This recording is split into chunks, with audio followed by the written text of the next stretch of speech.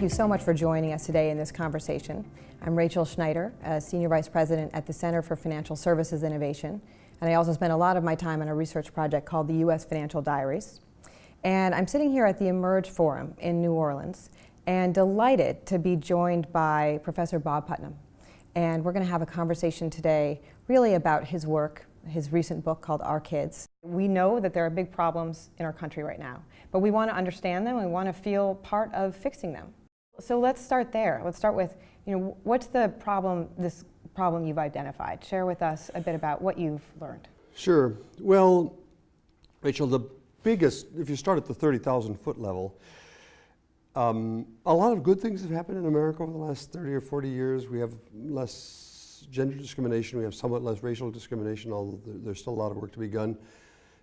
We have niftier telephones than we used to. But one big bad thing has happened in America over the course of the last 30 or 40 years, and that is America has become much more divided in economic and social class terms. We're more divided, first of all, in the sense that the income distribution has become less equal. Some folks have done really well over the last 30 or 40 years, but a lot of folks from the middle down to the bottom of our society have not had a raise in the last 30 years. And that means we're more divided economically, but we're also more segregated socially than we used to be. So more and more of us are either living in affluent enclaves, well-educated enclaves, or in poor, less educated enclaves, and fewer of us are living in mixed or moderate income neighborhoods. These kids, on average, kids over here get $7,000 a year in summer camp and piano lessons, and these kids get $700 a year. There are growing gaps just like that in taking part in extracurricular activities, that is, opportunities for learning soft skills, growing gaps in test scores. Test scores are going up for these kids over here and down, or not up at least, for these kids over here. Americans have not thought that everybody ought to end up with the same income. We have always thought that everybody ought to get a fair and equal start. That's what it means to be America, and that's less and less true in America. It's costly politically, because it leads to a lot of distortions in our politics. It's costly morally, because it's just wrong that my grandchildren, I'm proud of my grandchildren, they work hard, but they shouldn't have a rocket booster behind them when these other kids don't. But it's also costly economically, and this is where there's some connection between this and finances. The cost to everybody in society, including my grandchildren, the cost of not investing in these poor kids, the best economic estimate is that the present value cost of not investing in these poor kids to the rest of us is about $5 trillion. That's a lot of money.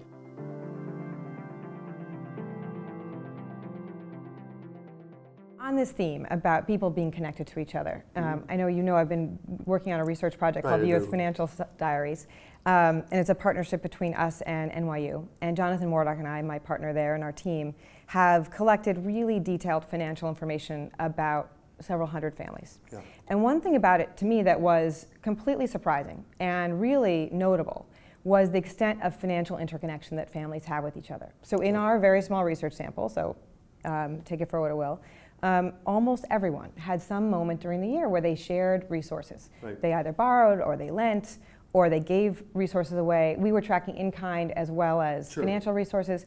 And so within communities, there is still so much, I think, sharing. It's just that some communities don't have very many resources to share. That's right. So I want to say three things in response to that really rich set of conclusions you've been able to draw from the financial diaries.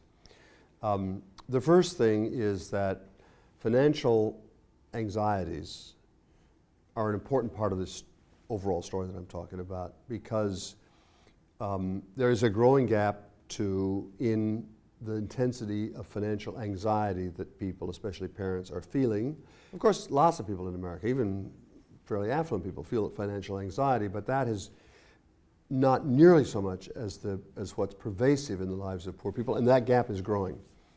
I am always a little reluctant to drop names, but not long ago, well, about 8 years ago now, I was talking I was at the White House talking to President Bush and his wife and to his cabinet. He invited me to talk about this growing gap, and he, said, what's causing this and so on. And he talked about a lot of different things that might have caused it, family instability and so on. But at one point when I was not being very articulate, Laura Bush, his wife, interrupted me and interrupted the president and said to him, George, just think about it.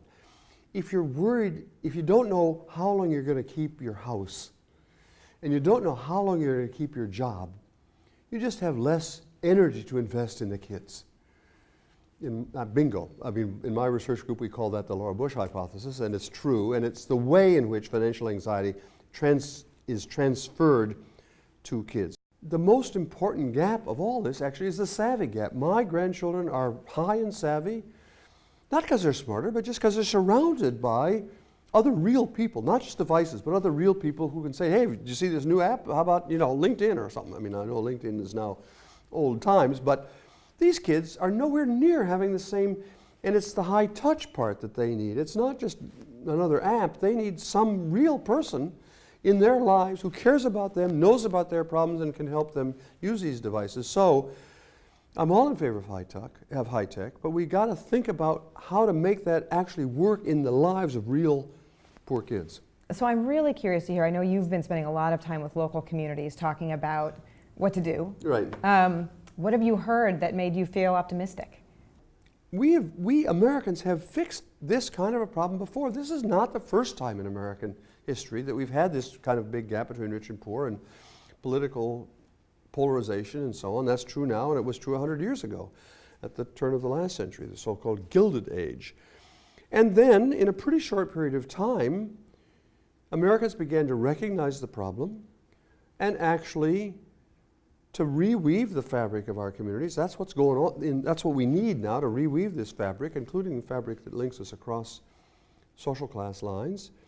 And in that period, we did some important big things that are so important that we no longer recognize they were innovations. The high school was not invented by God, or if it was, this is how God did it. In small towns across the heartland, people said, and we had never had communities in which every kid in town, just by being a kid, got 4 years of free secondary education. Never, any place in the world. And you had to convince the local, the local banker or the local rich lawyer or farmer who had already paid for their kids to get a private secondary education. Their kids were now off in Chicago making money. You had to convince them that they should pay for other people's kids to have the benefit of the secondary education. Not an easy sell. It worked because people began to think, well, maybe these are our kids too. And it turned out to be the best public policy decision we've ever made, because that one thing, as it went viral quickly across the country, every town needed to have a high school, and it did two things simultaneously. It raised the overall level of productivity of the American labor force so much that one invention, high school, universal high school, is responsible for most of American economic growth throughout the whole of the 20th century. I mean, this is a big deal. So everybody was better off, including the bankers, because they'd invested their money in other people's kids, and it leveled the playing field. If we thought of these kids as our kids, when I think about the poor kids we talk to, and I start thinking about them, if they were my kids, I couldn't sleep at night. Right. And so we can fix this if we want to. Thank you. I think that's wonderful, and really a good place for us to end, I think. We can fix this, and we hope that we'll all be part of fixing it. So thank you very much for this time. Thanks very much. Appreciate it.